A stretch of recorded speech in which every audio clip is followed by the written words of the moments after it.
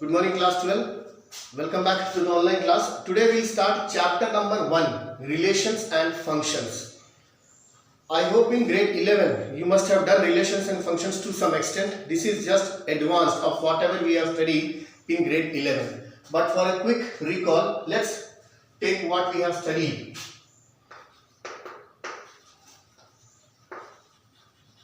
A relation R in a non-empty set A is always a subset of A cross A, and it is represented as R such that A maps A, means mapping is being done from set A to set A, is given as x comma y such that x is related to y. Both x and y belong to set A. This is the set builder form of any relation in a given non-empty set. The same relation can exist from set A to set B. It is not necessary that every time relation is within a set itself. It can be from one set to another set. For instance, if it is from set A to B, it will be written as R such that A maps B is equal to x comma y, given that x is related to y. X belongs to A and y belongs to B. So all the values that x are assigned to x will be collectively called as domain, and all the values of y will be collectively called as range. And from where do we get y? We get y from set B. So B will be the codomain. This is what you have studied. Let's take an example. Let's take an example to this.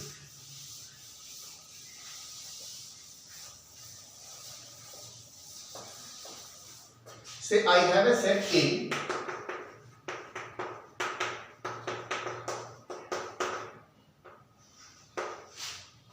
Okay, and a relation R in set A is given as x comma y such that x is a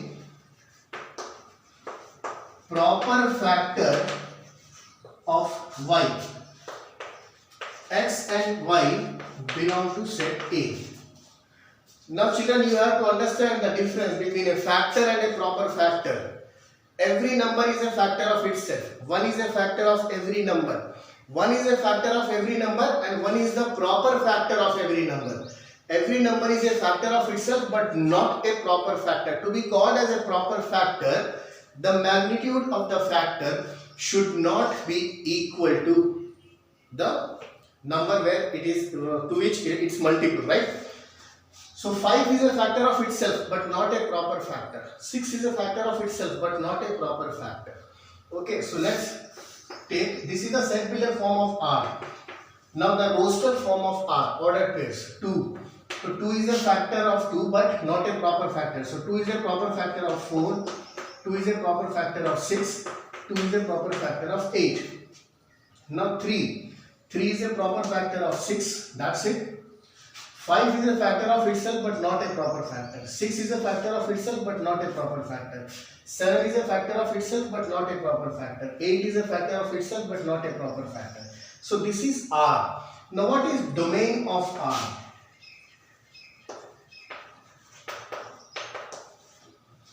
These elements, the values of x, 2, 3. What is range of R? We have 4, 6 and 8. Understood? Now you can also express a relation in form of an arrow diagram.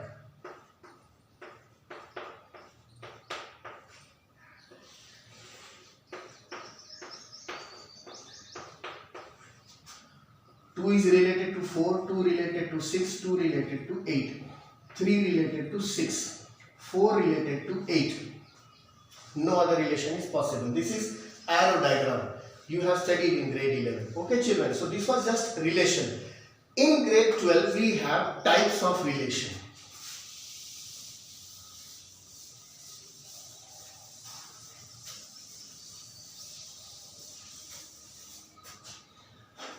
First, reflexive. Types of relation. We are studying types of relation. First type is reflexive relation. A relation R in a non-empty set A is said to be reflexive if A comma A belongs to R for every A belongs to capital A. It means every element of set A must be related with itself by the given relation. If this condition is satisfied, we call the relation as a reflexive relation. Okay, so every element in the given set should be related to itself by the given relation whatsoever it is. If this condition is satisfied, then we say that the relation R is reflexive in the given non-empty set A. Let's take an example. Set A is 1, 2, 3. Okay.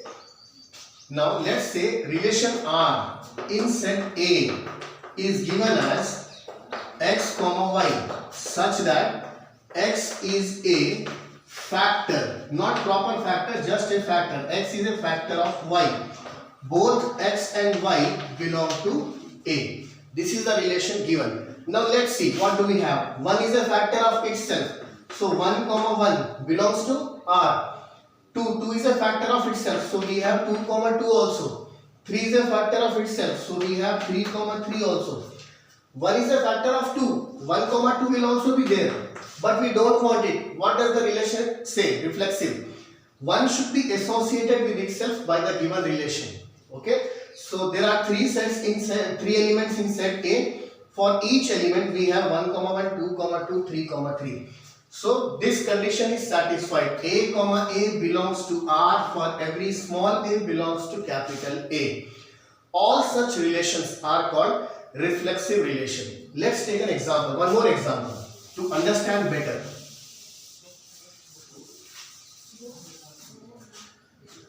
A relation, this is what we have. Okay, so let's take an example. Say capital L is the set of all the lines in a plane. Now relation R such that L maps L is given as L1 comma L2 such that L1 is parallel to L2. L1 and L2 belong to set L. Okay.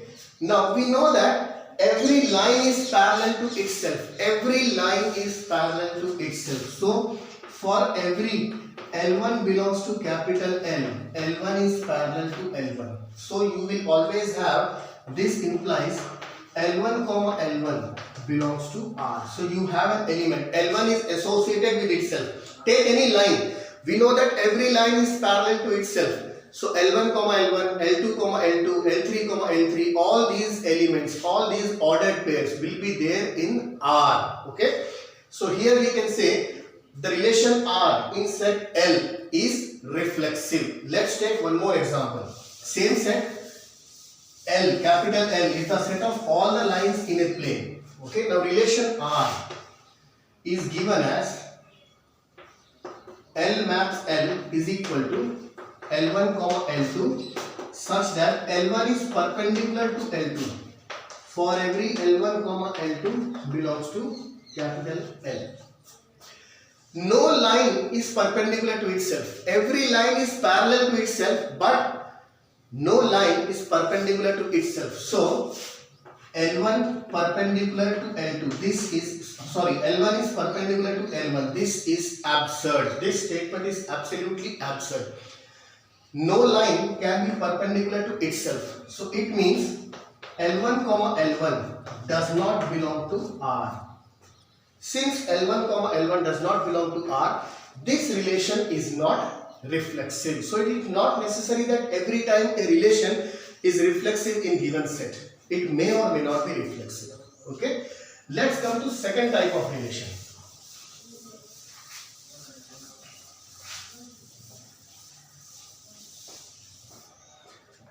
Second type of relation, symmetric.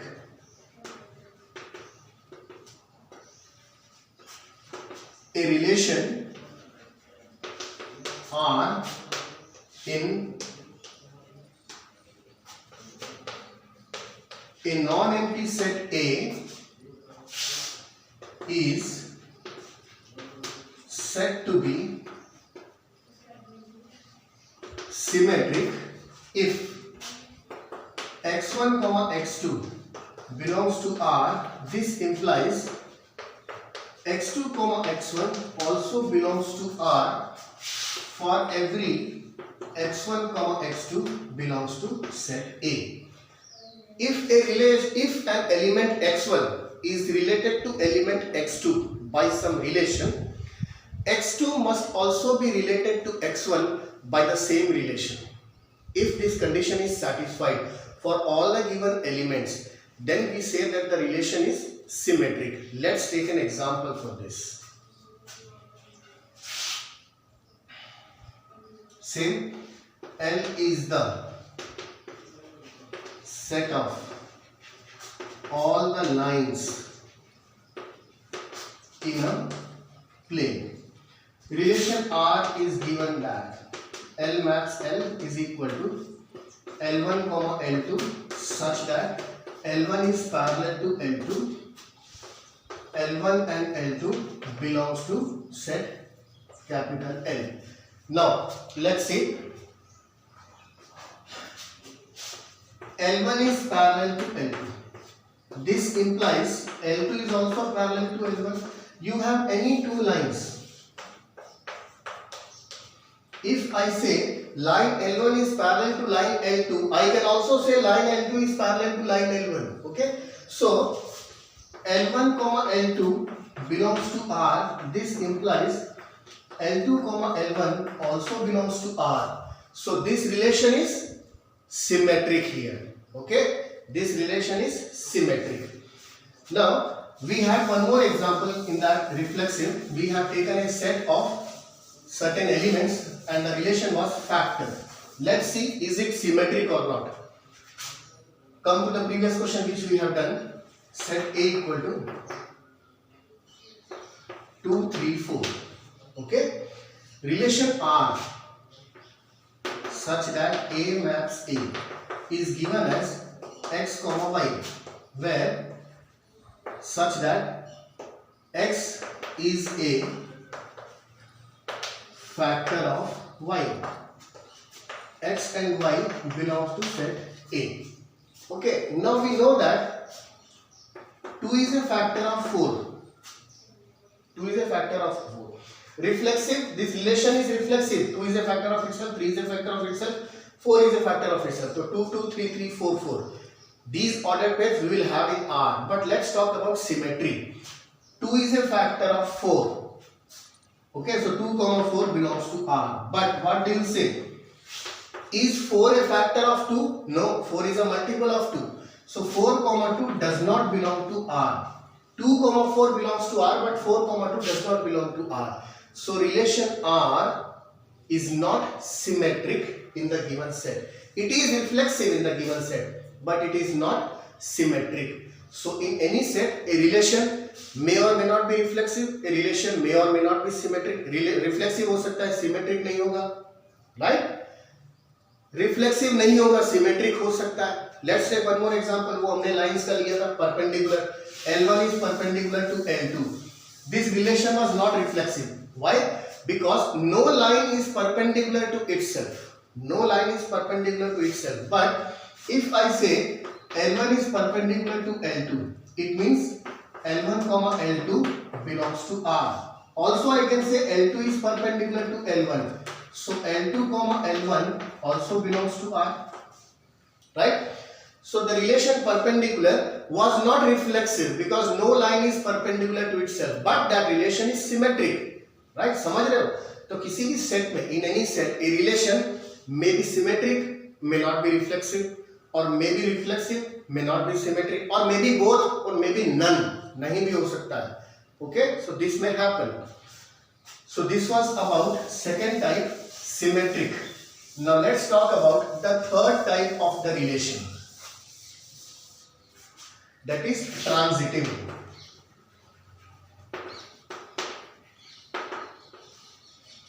A relation R in set A is said to be transitive if and only if x comma y belongs to R and y comma z belongs to R. This implies x comma z also belongs to R. Element x is related to y by some relation. Y is related to z by the same relation. This should imply that x is also related to z by the same relation. If this condition is satisfied, we say that the given relation is transitive in the given set. The given relation is transitive in the given set. देखते हैं. Say for example, let us understand. x1 is a factor of x2. हमारा relation है is a factor of. We are just talking about this relation is a factor of, is parallel to, is perpendicular to, is a multiple of, okay, is an inverse of, whatsoever it is. इस relation की बात करते हैं. Set can be anything. x1 is a factor of x2. तो हम ये कहते हैं x1 x2 belongs to R. Now say for example 2 is a factor of 4. So 4 equal to 2 times 2. 2 is a factor of 6. 6 is equal to 3 times 2. Okay. So if x1 is a factor of x2, then I can say x2 is equal to k times x1. K is any constant. x1 is a factor of x2. So if x2 is divided by x1, I get some constant quantity k. Here k is a natural number. Factor होगा तो obviously k should be a natural number. Okay, now x2 is a factor of x3. Is a factor of x2 is a factor of x3. This implies x2 comma x3 also belongs to R. Children, pay attention. x1 is a factor of x2. So x1 comma x2 is an element of R. x2 is a factor of x3. So x2 comma x3 is also an element of R. Now since x2 is a multiple, x1 is a factor, so x2 is a multiple. So x2 can be written as k times x1. Hope you understand. This is simple arithmetic. x1 is a factor of x2. So if I divide x2 by x1, I get a natural number k. It means x1, x2 में k times divide होता है, right? Simple arithmetic. So I can write x2 as k times x1. Now x2 is a factor of x3. So I can write x3 is equal to, ये k1 ले लेते हैं, ये k2 ले लेते हैं. x3 is equal to k2 times x2. Okay. So here also k2 belongs to some natural number n. So it means we have x1 comma x2 belongs to 3. We have x2 comma x3 belongs to R, whatever it is. Now you see, replace this x2 by x1. Replace this x2. In place of x2, what can I write? In place of x2, I can write k1 x1. So x3 is equal to k1 k2 times x1. So x1 has become a factor of x3. So x1 comma x3 also belongs to R. So this relation is a factor of. This relation is transitive. In what sort of set will be given? एक example, 2 is a factor of 4. 4 is a factor of 8. So obviously 2 is a factor of 8. Line L1 is parallel to line L2. Line L2 is parallel to line L3. So line L1 will be parallel to L3. line L1 is parallel to line L2. Line L2 is parallel to line L3. So L1 will also be parallel to L3. But this relation does not hold true for perpendicular. Line L1 perpendicular to line L2. Line L2 perpendicular to line L3. So L1 will be parallel to L3, not perpendicular. So यहाँ पे relation transitive नहीं हुआ. Okay, got it? Are you able to understand? Hope you understood. So we have done reflexive relation, symmetric relation, transitive relation. There is one last fourth type of relation. Let us understand it, what it is.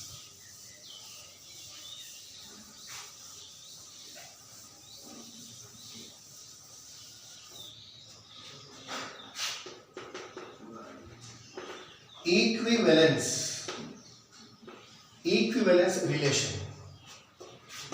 A relation R in a non-empty set A is said to be an equivalence relation if and only if R is reflexive, symmetric and transitive in A. So if a relation R is reflexive, symmetric and transitive, all three simultaneously, then we call that particular relation as that relation as an equivalence relation in the given set. So these are four types of relations that we have in our syllabus. So today I have explained you the types of relations and how to identify them. So अगर कोई relation reflexive भी होता है, symmetric भी होता है, transitive भी होता है, then we say that the given relation is an equivalence relation for the given set. Okay. So today we have discussed types of relations. Tomorrow we will be doing questions, different questions on these relations. Okay.